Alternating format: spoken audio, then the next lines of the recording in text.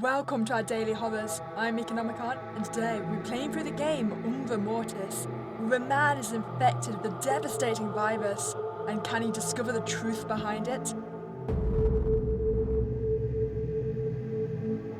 I am dying. I can feel the disease working in my body, malignant cells ravaging my insides, a raging biofire consuming my flesh and polluting my blood. It is spreading fast, leaving necrotic flesh in its wake, a deepening shadow inside of me.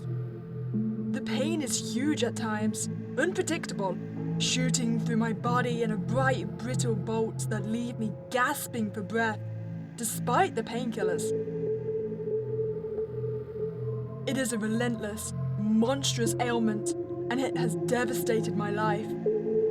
I don't know how much time I have left. The doctors refuse to say. They tell me that life expectancy predictions aren't known yet for this disease, and that there are too many parameters. They want me to fight it, but I don't think I have much fight left. Wait, can doctors quite literally just say, nope, not gonna give you any kind of life expectancy prediction? Are they allowed to just do that? Wait, that seems a bit immoral. Maybe it's because I've accepted the inexorability of my sickness, and thus the inevitability of my fate. Or maybe it's because I don't have much to live for anyway. 8 months ago, I was a healthy and unsuspecting 25-year-old. I worked a deadbeat 8-hour gig as an accountant in a struggling software distribution firm. I detested the work. It was mind-numbing drudgery. But jobs were scarce at the time, and there were others who would have been happy to take my place. I had begun my career a year earlier in a nosediving economy.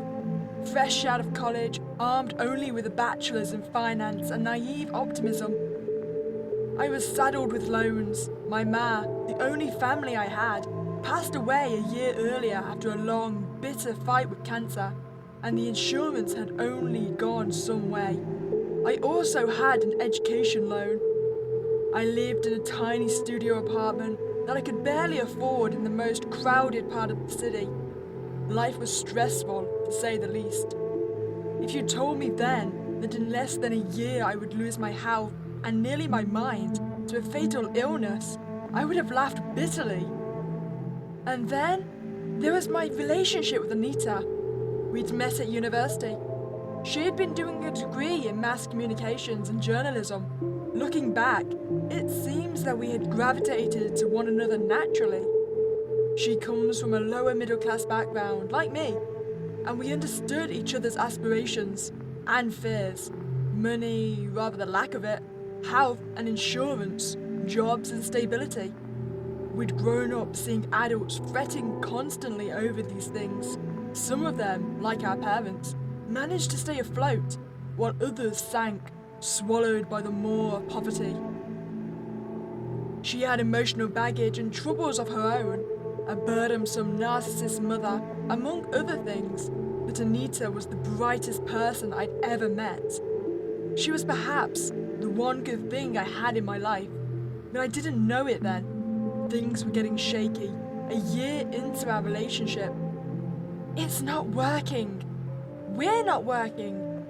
And I get this feeling that you don't want it to work, that you're doing everything you can to sabotage us. Well, by the sounds of it, by me saying I didn't know what I had, I'm gonna guess yes, we had been doing that. Okay, so do we want to fight for this relationship? Okay, there's just a lot of stuff going on right now. Welcome to the club. Nobody has it easy. I know you have a lot of stress, but that's all the more reason for us to pull together. It helps if you talk about it, instead of withdrawing and keeping all of the stuff to get bottled up. I don't think that's true. It's not. Do you realize that you've barely spoken a word to me in these last 3 days? When I'm here, do you realize that you barely look at me? It's like you're lost somewhere inside yourself. I know that losing your man hit you hard, and I know that you have a lot going on, but pushing me away, pushing me out is not helping us. Okay, so here's my thing, it's just from his conversation. She's gone, right? So I don't think even if we say we're sorry, it's gonna change anything. I still think she's gonna leave, right? Do you know what? If I say you're mistaken, I'm gonna feel bad, so sure, I'll say I'm sorry. I know you are, honey, but I think maybe we only know the value of what we have when we don't have it.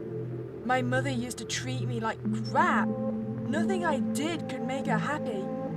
But now that I'm not with her, she hovers over me every day. See, this is what I was saying, even if we said we're sorry, even if we said we're gonna change, I think she's always going to leave, because that's how the story is set up, right? And there's only one ending. So what are you trying to say? I think you know what I'm trying to say. We should take a break, until you figure out what's eating you, and what you really want. So Anita left. That must have been one of our last conversations before I got sick. It's strange. Now that I'm dying, I realize that she was right. Whenever I think of her, I regret that I didn't see how lucky I was to have her. I regret that I wasn't a better man, more forgiving, more forthcoming. If I knew that I was going to be dealt this card, I would have held on to her, never let go. I know now that I love her, and that it's too late. But I'm also glad that we fell apart before I fell ill. How much worse would it have been for her to be saddled with a dying lover? When Anita learned I was sick, she came back into my life as a concerned friend. She visits me here at the hospital, but I discourage her from coming. The terminal wing of a hospital is a dreary place. Death lurks in every corner, in every shadow. Besides, I don't want her to remember me like this. I want her to remember me the way I was before I diminished by this monstrous illness. I do not want her to be burdened by the thing I have become. She shouldn't have to walk in the shadow of death.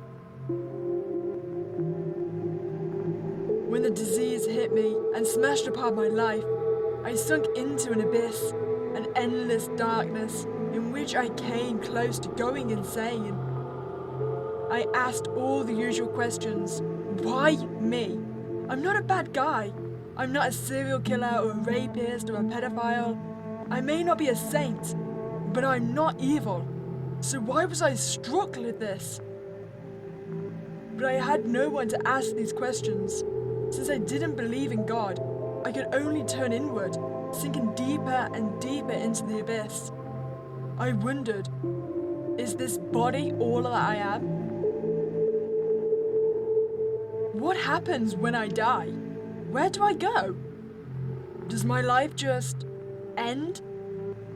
Or do I have a soul? An immaterial, infinite other that lives on? But there were no answers. Good morning. I'm sorry, but we're going to have to wake you up. So, how are you feeling today? Dr. Suresh is a good man. I get the feeling that he really cares about his patients, that he sees them as people, fellow human beings who have gotten sick. Once, while he was talking to me about one of his patients who had passed away the night before, a 6-year-old child who had been in the terminal ward for 2 months, I saw his eyes fill up with tears. I feel sorry for him sometimes. It can't be easy, working with terminally ill, watching your patients snatched away with impudence as you look on helplessly. Your nostrums and your science, useless abstractions. Okay, so I feel kind of bad for doctors and everyone who get a bad rep because they seem to be cold or not as caring for their patients. But I mean, the problem is, especially if you work in a terminal ward, and 99% of your patients are going to die, you kind of need to put a distance between yourself.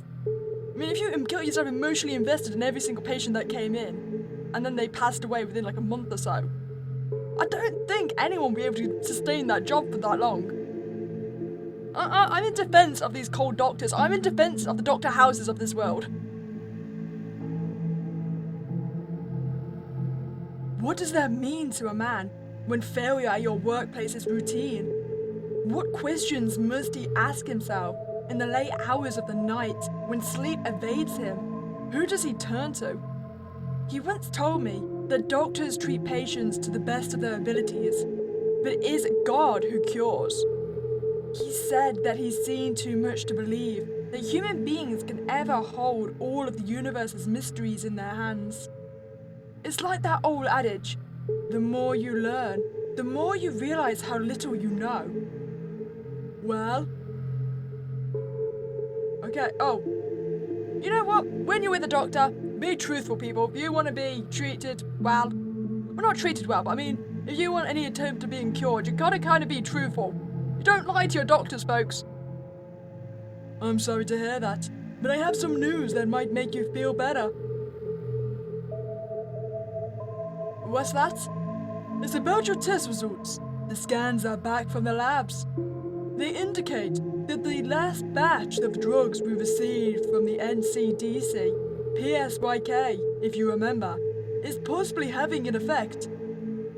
As the latest formulation sent by the NCDC from their labs, I wish I could tell you that there's remission.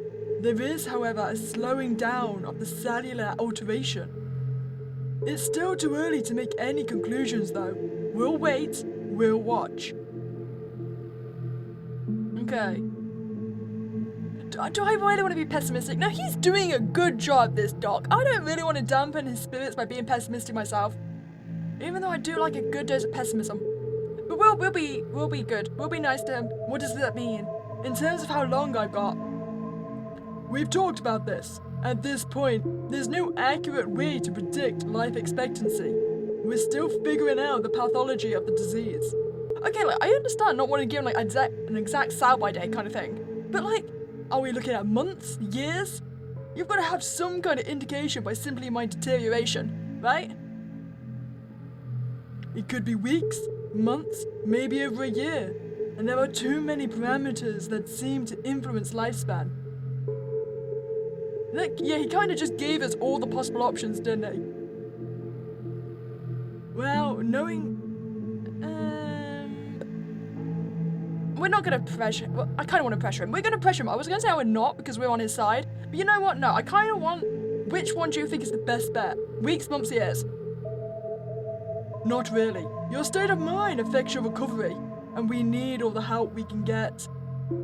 I will tell you when we progressed a little more with the treatments. I've sent your last blood samples back to NCDC. They'll send back a fresh batch of PSYK with the upgraded genome target. We're only halfway through your treatment, remember? I want you to seize hope, to trust the process. Once we nail its pathology, we'll have a good shot at stopping it cold. I smile, nod, and don't believe a word of what he's saying. I've seen the x-rays. The necrosis, which began in my legs, has spread into parts of my abdomen and is encroaching on my lungs, a dark shadow growing within. Wait, necrosis? Isn't necrosis literally when we've got dying cells? So wait, my legs are already dying and it's now spreading upwards. If half our body is already decayed, I don't think we're going to have years to live, to be perfectly honest. I want you to trust us. We're doing our best. Now, if you'll excuse me, I have to go. We've got our hands full. The nurse will come around to give your morning doses. Actually, and that's another thing I just remembered. He said that when they figure out the pathology, it's going to stop it cold, right? And stopping it cold generally indicates it's just not going to progress anymore. But even if it doesn't progress anymore, I've still got half a body of decay. I'm not living through this. He leaves quickly, and I am alone once more. I seem to feel the disease moving within me as it makes its way into my belly, my lungs, and towards my brain. I fall into a fitful sleep. I am startled awake. It is late afternoon, and I hear the sounds of a ruckus outside my room. A commotion and a snarling, like that of some enraged animal. I must be still asleep and dreaming. My dreams have grown so vivid of late. After all, who would bring an animal into the terminal wing of a hospital? I try to sit up, but I can't. I am so weak. I can feel the disease wreaking its dread destruction within me. I sense it coursing through my veins, a malignant other bent on my demise. I am aware of it all the time, this shadow of death that stalks me. I rage against it. I plead with it. I can't turn away from it, not for a second. The odd noises pass quickly. I fall back into a restless sleep. Wait, is this a zombie game? That was definitely zombie noises. Hello, sorry to wake you up. It's time for your evening doses. Nurse Bouvan, my regular nurse and perhaps the coldest nurse on the planet. I have rarely seen him smile. Okay, back again to the defense. You kind of need the separation. I can understand, bedside manners and all that kind of thing, but I'm defending the nurse, okay? He's allowed to be cold when he has to deal with death 24/7. He does his job diligently, but he resists all my attempts to have a conversation. Sometimes I catch him looking at me with an unreadable expression. What do I see in his eyes? Pity? Okay. I want to know what happened in the hall. Did anything weird happen in the hall? He is silent for a moment. Not that I'm aware of. I heard growling, like an animal's. It's probably the meds. PSYK is known to have strong side effects, including lucid, vivid dream states. Something about the way he responds, the shift in his tone, makes me wonder. You know what? I'm ill, so I'm going to be calling people out on their lies, and I feel like you're lying to me. I'm sorry that you feel that way, but I've told you what I can. Say, I told you what I can, not what he knows. He's hiding something. Okay, wait. Do I want to see the doc? He's feeling worse. Okay, well, we'll say we're feeling worse, so we all know it's a medical problem. I'm really sorry. I'm not qualified to answer that. I'll put a note in for the doc. He is on his rounds now, and he'll come see you after. The doc did mention that you were in a troubled frame of mind. I've added a sedative in your IV, which will help. You'll sleep like a dog. That should help you with the bad dreams. Wait, shouldn't I have been asked if I wanted the sedative or not?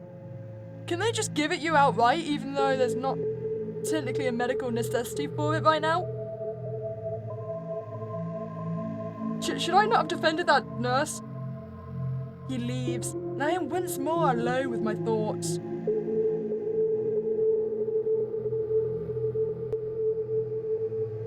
Ooh, secure communications portal. Eyes only. To Dr. Suresh M. From Dr. Ramesh Nair. January the 28th, 2048. We're working on the blood samples, and we're almost done with the sequencing. Meanwhile, here's the info you requested. Good luck though. This thing has to be a real bugger to nail. The first recorded case was in Romania. The victim, a man named Parlov G, who lived in one of the southern villages.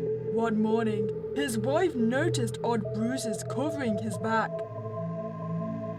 He was the kind of man who wouldn't visit a doctor unless he was at death's door.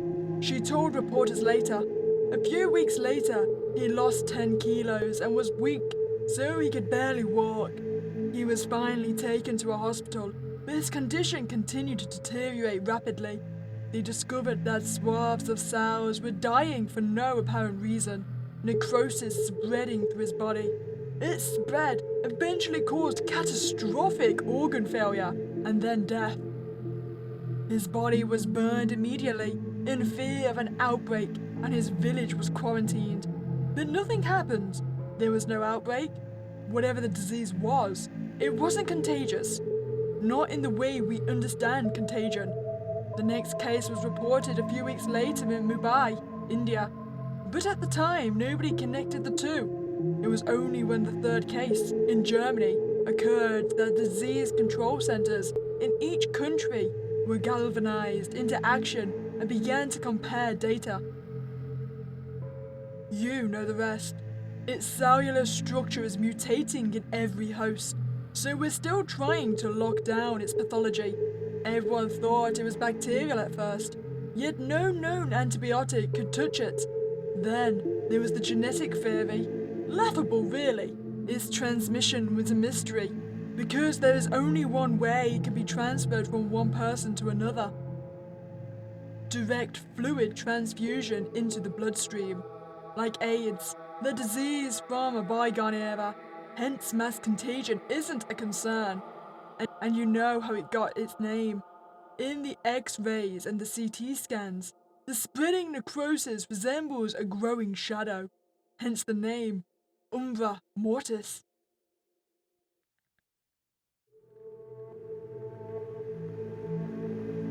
Hey, sleepyhead. I've been here for 20 minutes now. You were out like a baby. Well, sedatives would do that to you. Seeing her here fills me with conflicting emotions. Regret, desire, love, anger. When she was last here, I told her, as coldly as I could, to not visit again. But Anita isn't easy to dissuade. Well, we know why she didn't wake us up, because we were drugged. So why did you come? I told you not to. Please don't start. Did you think I'd just disappear if you asked me to? It's 9:30 a.m. It's a Tuesday, so I know that she has to be at work by 9 a.m. for a team meeting she conducts. You'll be late for work. You should go. Work can wait. I do too much of it anyway. You're still as combative as ever. Understandable given the circumstances. It's regretful that it took a terminal disease to make me realize I love her. On hindsight, the arguments we had and which I sulked over seem trite and laughable now. I marvel at how stupid I was. Yet, in the bitterly ironic twist, I don't want her anywhere near me now. The disease is not contagious, but my misery might well be. She deserves a wholesome life, not to be stuck in a room with a dying man. See, I feel like this should be her choice. If she wants to be here and support me while I'm essentially dying, I feel like we should allow her that right. Because if we don't and we force her to go, she's gonna feel awful about it. So we'll just say she'll stubborn as ever, but we won't force her out. I'm going to pretend I didn't hear that. Hey, that's not necessarily an insult. Stubbornness can be good. Like when I meet ghosts, and I stubbornly insist on being their friends. It's always a good time. Yes, the sight of her moves me. I know that if I close my eyes, I will see it. The abyss of what could have been. Anita as my wife. The two of us together. Kids. A future. But I don't want to go there. I pull myself back from those thoughts with some effort. I've been in that abyss before, and I don't want to go back there again. There is no respite there, only endless dark and yammering questions, and the ever-present threat of insanity.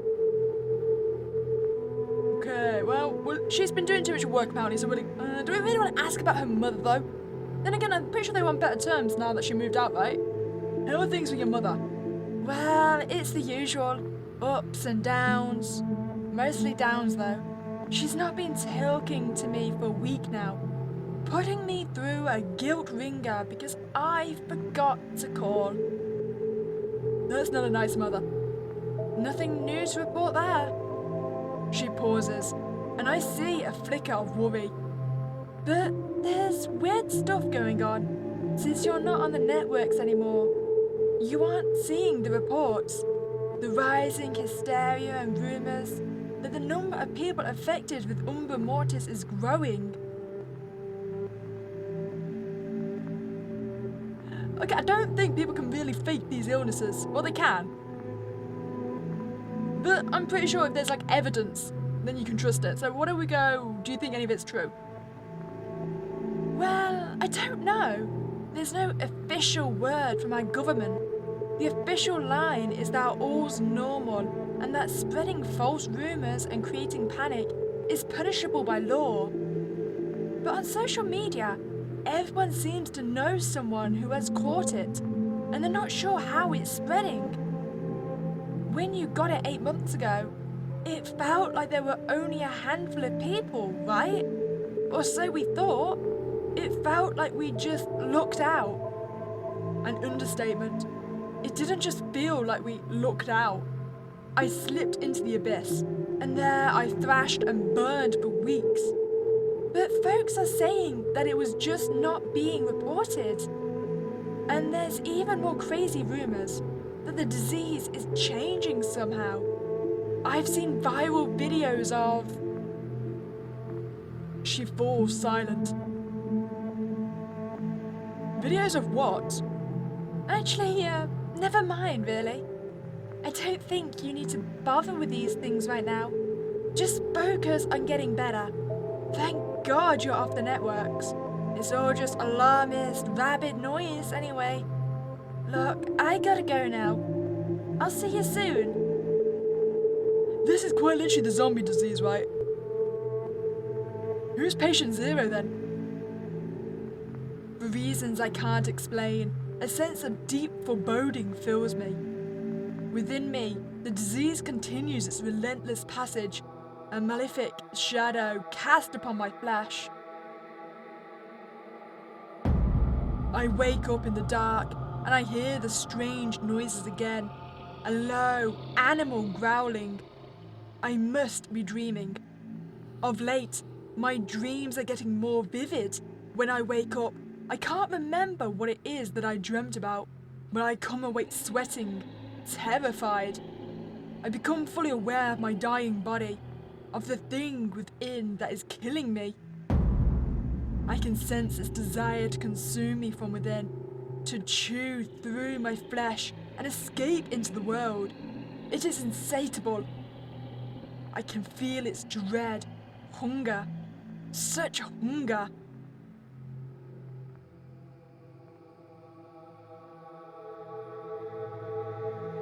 To Dr. Suresh, from Dr. Ramesh Nair, February 13th, 2048. So, the last 5 batches of random trials are all telling us the same thing, and it's scaring the hell out of us here. I can't tell you too much. Who knows? Even this network may be monitored. It's common knowledge that the Umbra Mortis has been mutating, creating variants of itself in each successive host, manifesting differently. That's what made it impossible to target. You can't target a disease unless you have its genome locked down. But now the mutations are slowing down. In fact, there have been no mutations in the last 2 generations of the infected. That means we'll have a shot at an antigen. That ought to be good news, right? Well, it's not, because the last manifestation of Umbra Mortis in the human body, the final variant, if you will, is unlike anything we've seen before. The blood samples you sent us display the same variant. I'm sending you another batch of PSYK, which we've tried to modify to address this. I'll send you some more later. Meanwhile, be very careful. Wait, do I not get to know how it's currently manifesting? The doctor hasn't come in to see me today yet, which is uncharacteristic. I paged for the nurse to get me some water, and it's been an hour. Okay, well, that's about the doc. I'm sorry. He's got his hands full today. All of us do. I'm going to put some sedative in your IV. That should help you calm down a little. My dude, I defended you earlier. I just asked for water. You don't need to sedate me. Actually, I can kind of understand. I mean, if we're all mutating to be zombies, yeah, you're kind of not going to want to have me conscious. Sure, but I think I need to see the doctor first. I'll see if I can page him, but it might take some time. Okay, wait, is it true that more people are contracting Umbra Mortis? For a moment, it seems he will say something. Then he simply leaves. Well, I suppose at least he didn't sedate me. Damn them! What's going on? I wake up with a start, aware that someone is in the room with me. I turn and see... Hi, nurse! Look! I was never here. I'm doing this because, well, I think you have the right to know. Things are getting out of control anyway, so all this stuff about classified this and classified that, I don't even think it matters. I'll tell you this, they don't have anything under control. How do you mean? You asked me earlier about Umbra Mortis. What do you know about Umbra Mortis? I mean, it's killing me. I know that much. I'm sure you've heard that this isn't a contagious except through blood or cellular transfer. So you don't know how you got it. Nobody knows how it started either. What we do know is that it causes necrosis within your body. The dead cells spreading until it destroys all major organs. In rare cases, it happens in days, but for most people, it takes months, even years. We don't know why there is this variation. Have they discovered anything new? Well, obviously, they've been working on learning more about its pathology in the hope of finding a cure. There were a lot of mistakes. At one point, they even thought it was bacterial. They then were saying it could be genetic. They said that it could have been like a genetic time bomb, having lain dormant in the genome of certain individuals all along, finally triggered by some random juxtaposition of chemical events nobody can figure out. The NCDC was sequencing the hell out of its DNA, and that's how they figured out the mutation thing. What's that? They observed that the disease was subtly changing itself with each generation of those infected. You could say that Umbra Mortis was evolving. Evolving? I know how it sounds, but that's what they saw. Its pathology, its cellular construct was altering itself with each host. Okay, that sounds like some kind of virus. A zombie virus, if you will. Yes, that's what they said too. A strain that modifies the human genome and triggers a kind of genetic snowball effect. But viruses don't change so rapidly. So then the theories got crazier. There were whispers in some circles that it's an artificial construct, a genovirus cooked up in some subterranean government lab that somehow escaped. Man-made? I know, biowarfare, tinfoil hat conspiracy theories, all the rest. The classic escaped man-made virus trope. And all the usual suspects started piping up, the church calling it an act of God, just like they've done for every other inexplicable disease in history. And then there are the alien incursion theorists. They're calling it a deadly payload from the stars. Now, the latest update from the NCDC, they've observed that in the most recent batch of patients, including yourself, the mutations appear to have stopped. That's good, right? Yes, it is, but there is a complication. In the final variant of the disease, It appears Umbra Mortis causes cataclysmic changes to the cellular structure of the host, particularly in the central nervous system. We're not sure how it's causing those changes or how they're working. I sense he is lying, hiding something from me. Before I can ask him, he leaves, furtively.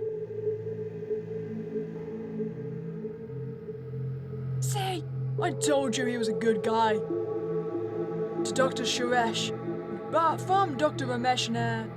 So, I guess now is all out there, my old friend. I'm sorry we have to end our communications like this.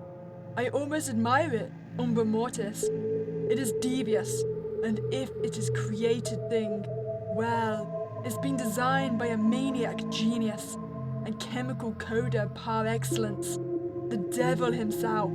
Or maybe the religious are right. Maybe this is the wrath of God. By the time you read this, you'll have already seen the transformations in the last batch of the infected. I'm sorry, but we have no more Psyche. To send you, you're just going to have to let things play out with your remaining patients. We still do not know how this originated, but we sure as hell know how it was intended to spread. Oh God, we know that now.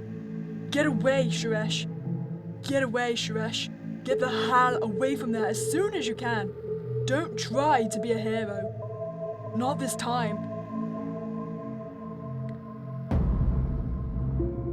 Oh, hi, Suresh. Why do I get a feeling he might have been killing his patients to prevent the transform? You're covered in blood, Suresh.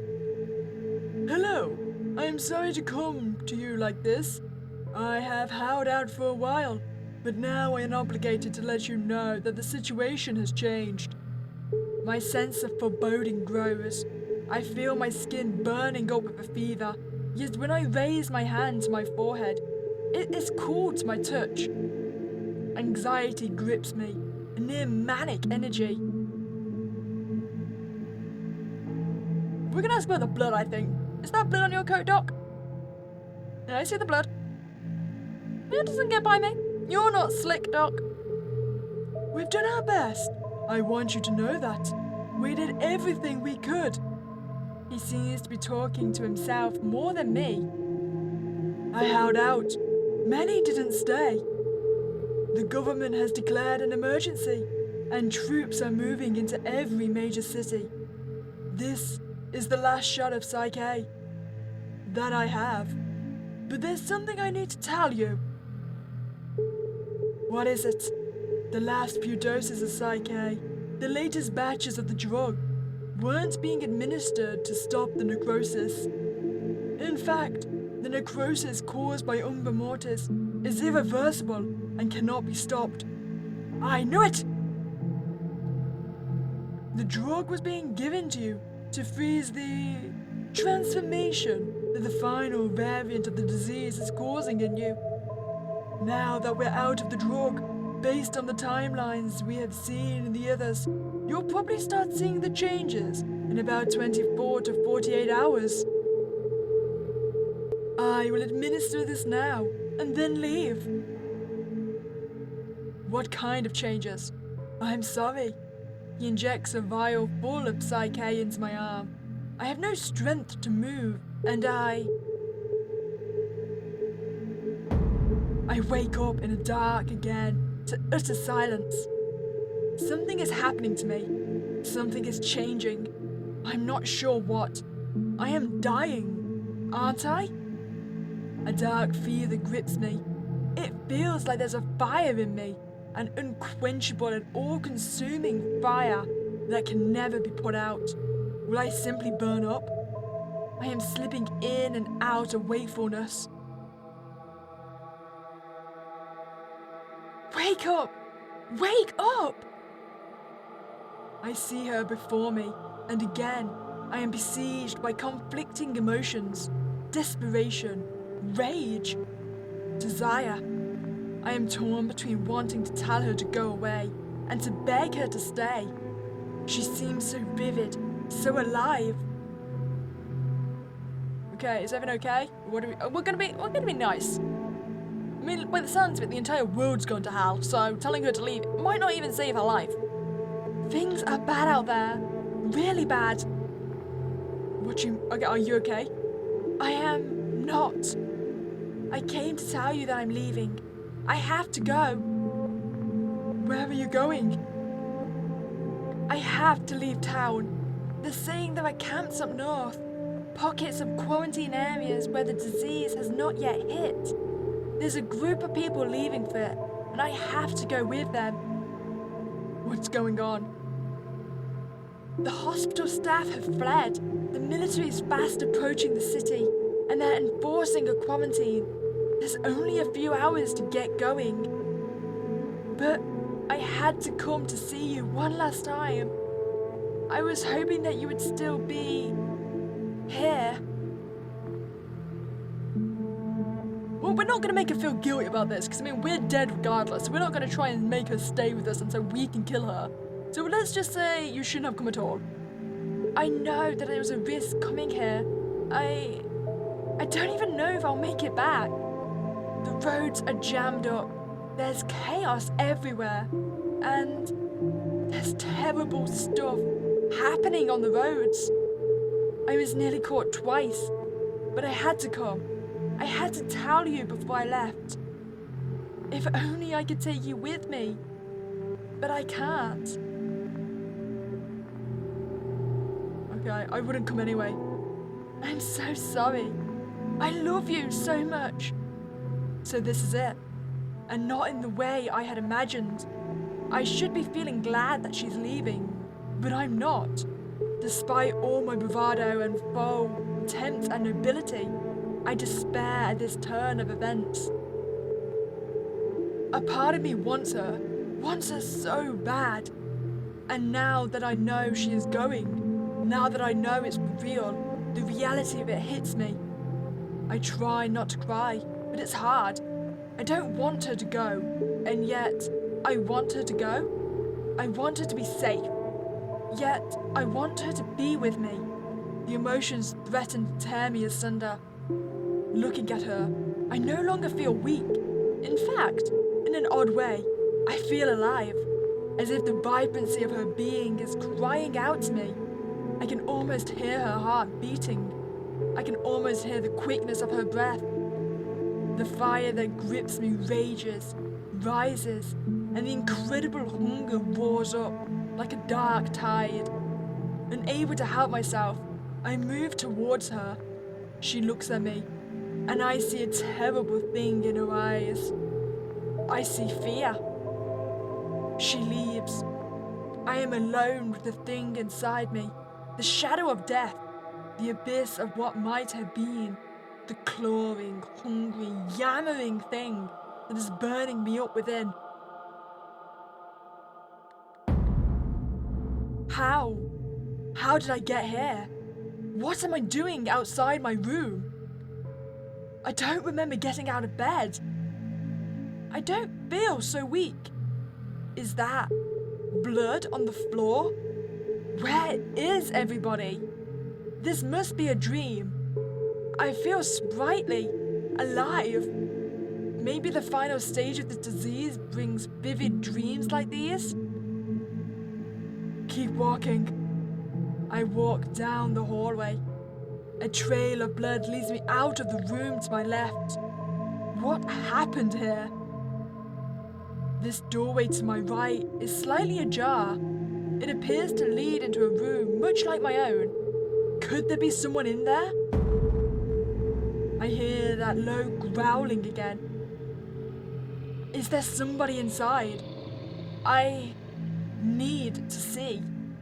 I call out, but there is no response. I open the door. A room, much like my own. The bed is soaked with blood. A figure stands in the corner, perfectly still, cloaked in shadow.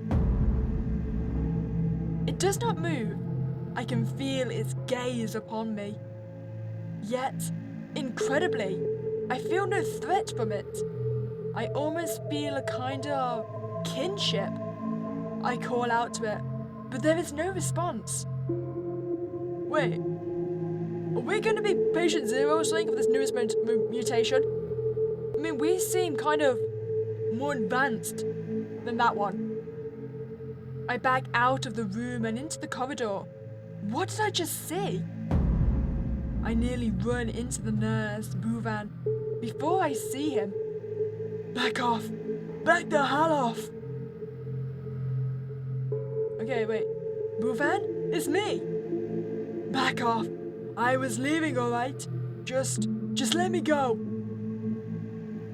Are you okay? Get back! Just let me pass, please! Everyone's gone. I came back to get the last of the antibiotics for the dispensary before I leave town. Medicines will be scarce now that everything is shot to hell. I can hear his heartbeat. I can smell his fear. It is a sweet smell. How vibrant his being is. How alive. I can hear the blood coursing through his veins. I can almost taste it. Taste him. Wait, is this a vampire disease instead of a zombie? But what about the necrosis? His flesh, his blood. Something inside me lurches forwards, baying, hungry. Something has happened. Something terrible, yet wonderful. I can't think about it. The world disappears. Back in my room now. I must be still in the dream because I feel so strong, so wonderfully strong. This room feels familiar, like home, like a den. I never want to leave here. What have I become? My hunger consumes me. I no longer see it as something apart from me. Umbra Mortis, the shadow of death. Maybe I have accepted it, the inexorability of this disease, and thus the inevitability of my fate. For a brief moment, a whisper of that old question arises. Do I have a soul? And then the question's gone. Forever, I suspect. The abyss is gone. What might have been forgotten. My memory of Anita persists, a lingering shadow in my mind. Yet even Anita no longer seems to matter, and I feel no sorrow. It's just me and this eternal night.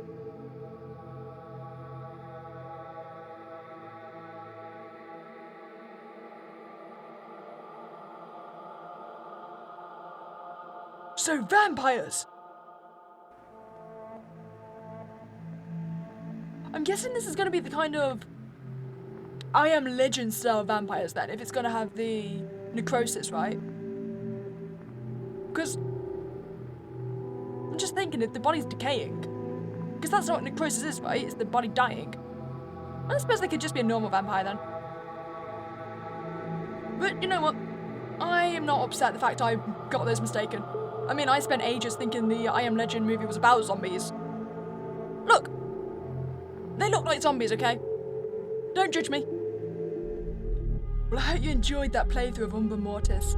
I've got to say, I was 100% expecting our good old Doc with the blood splatters on his shirt to kill us when he came in. I thought he was just going around to all the patients and dispatching us one by one, but apparently not. The fool!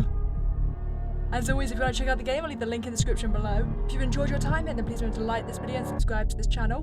But other than that, I hope you have a spooky day and I'll catch you next time, guys.